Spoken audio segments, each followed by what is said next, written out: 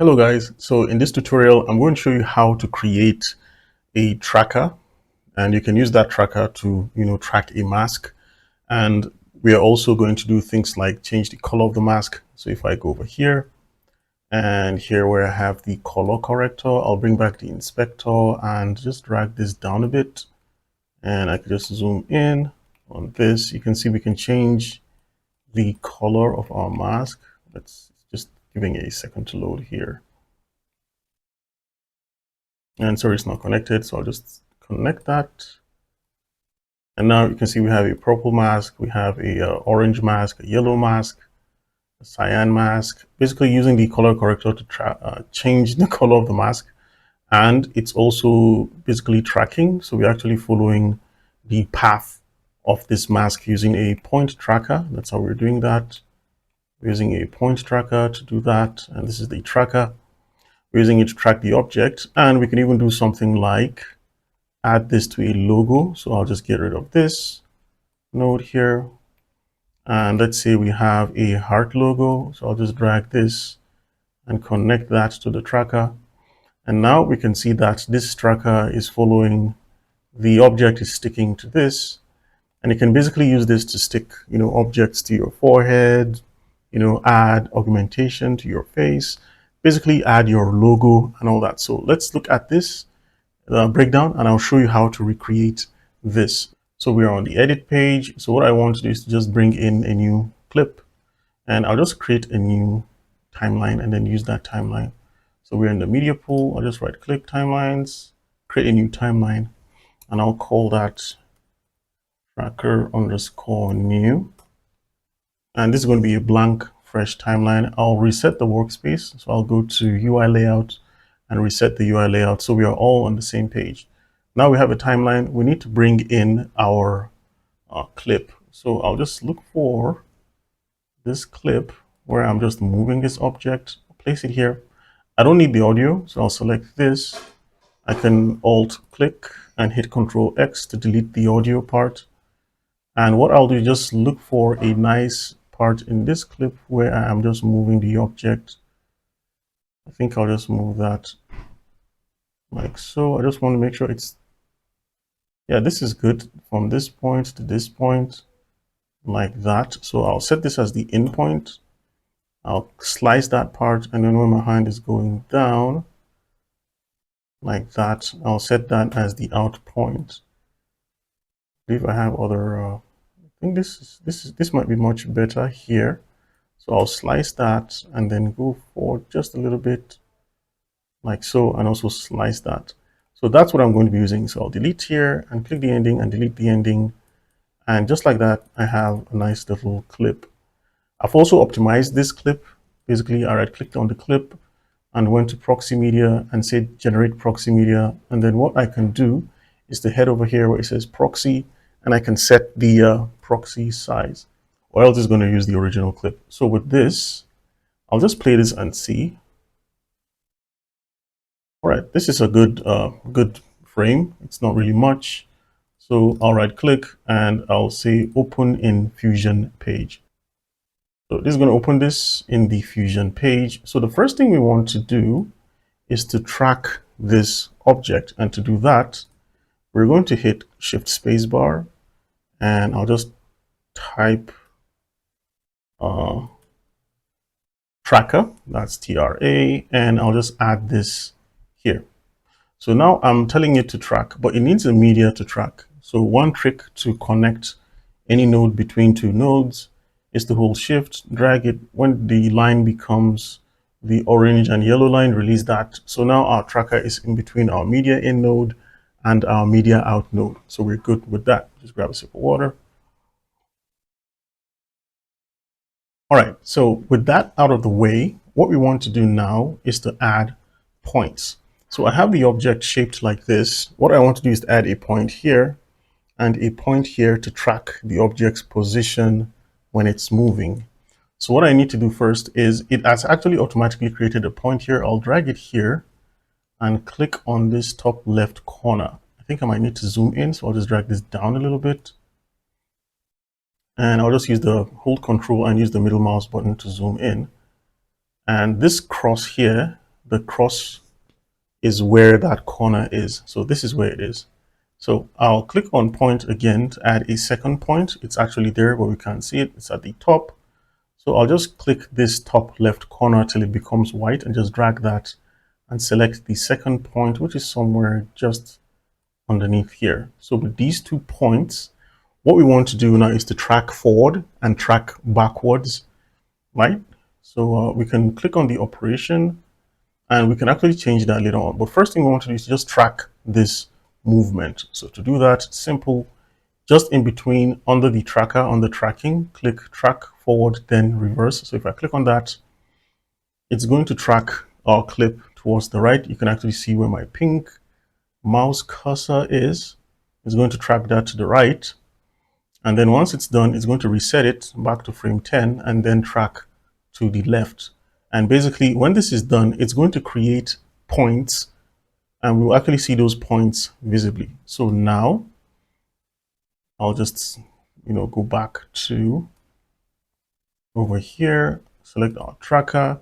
And if we move this, you can actually see some points in between, right?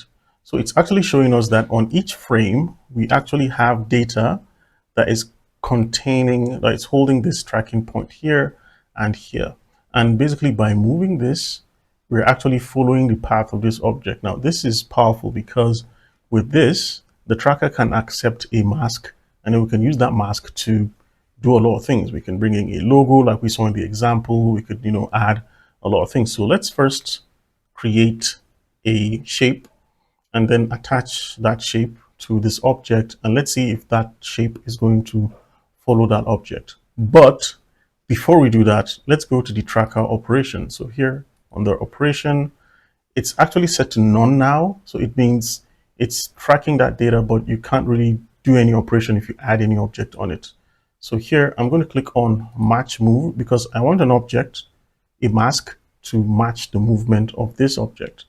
So let's click on the polygon and let's drop a polygon here and let's draw out this shape like so. So I'll just start from this edge and go around it like so.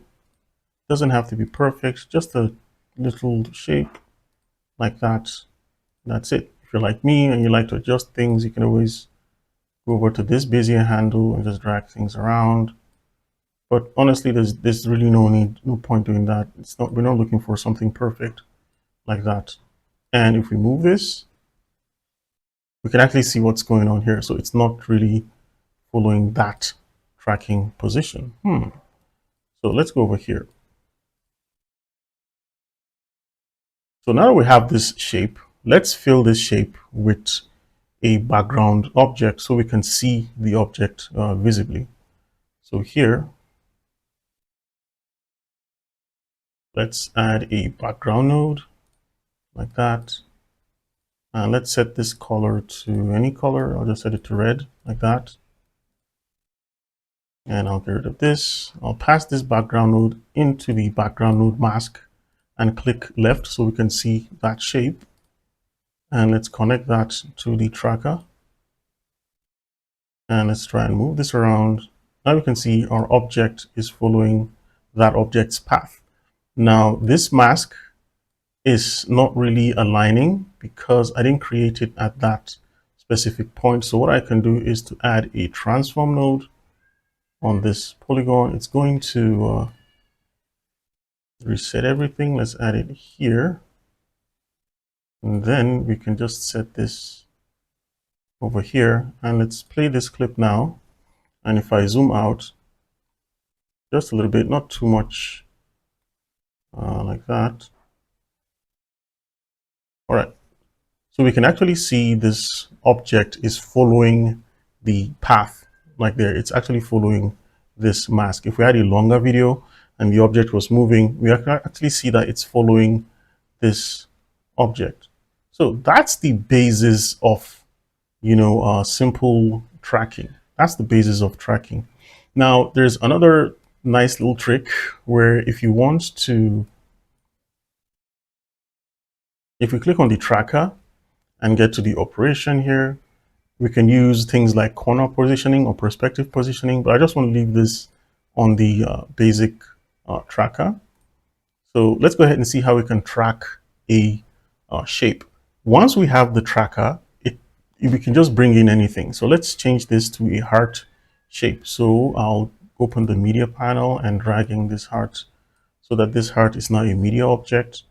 And I'll detach this one like so. So now we can see we have that object now without anything following it. And this is very good for doing things like putting your logo, your business logo on an object and then following it, or you want to add some glow around an object. Because trust me, I didn't really do justice to this one. So here, for example, after this transform, after the background node, we can add Shift A, we can add some blur like so in between, and we can bump up that blur size and you can actually see what it's doing. So you can use this to blur out objects like you want to do a reveal later on. And you can see it's also following that. I can just zoom in a little bit and it's just going to follow that path. So if I just move this around, we can see what it's doing there. So you can do a lot of things like that, but let's look at the media. So if I drag the shape and connect it here, there is no transform here. So what we need to do is to add a transform node in between. And with the transform node created, we can just move it around. You see it's moving. So we can just set the size to a very small size like so, like that.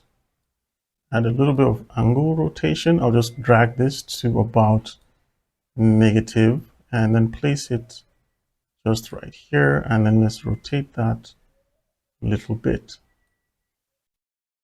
So just by having that tracking data, we can add this object in as a mask. You can actually see it here, right? And it's following the object, right? So you can even put that mask, you can track your face and then use the mask on your face. Now, this tracker is not a universal tracker. It depends on a situation when you want to use it. But basically, if you just want to track an object within another object, that's going to work super fine.